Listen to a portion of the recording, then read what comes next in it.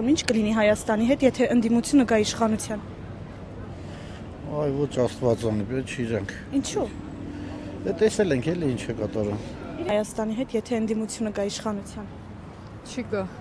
Հանգիստ եղեք։ Եկել են արդեն մի անգամ, հերիքա։ Միայն նախկին իշխանավորները չվերադառնան։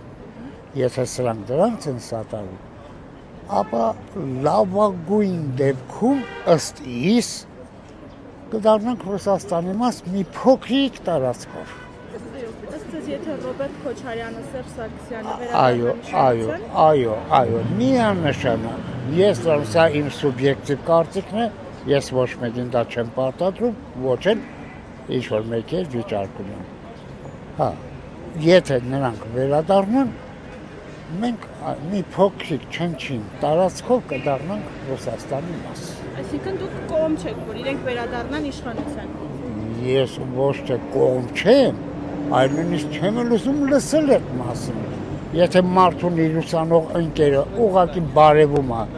եւ կյանքով է հատուցում, դե պատկերացեք նա իշխանությունը ինչ պիտի լինի։ Կամ եթե ժողովրդի պետության հաշվին, ժողովրդի գրպանի հաշվին աֆրիկյան սաֆարիի որսերին է մասնակցում եւ հպարտորեն սատկած առույցի վրա նստած նկարվում է, սա կարելի է ընդունել իշխանավոր։ Հասկանում եք։ Եվ միայն դա չէ։ Սիմուլյանտ մարդ է, հենց կալանավորումը մահամերձ հիվանդ է դառնում, իսկ հիմա խնդրեմ ինչա կատարում։ Ինչ է կարծում, եթե ընդդիմությունը գա իշխանության, խաղաղություն կպահպանվի, թե ոչ։ Ոչ, չի լինելու։ Չի լինելու։ Ինչ է կարծում, եթե ընդդիմությունը գա իշխանության, խաղաղություն կպահպանվի մեր երկրում։ Ոչ։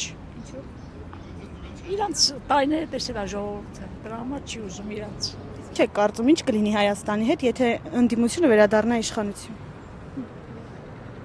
Անկամ են վատագույն երազներում չեմ ուզենա տեսնեմ։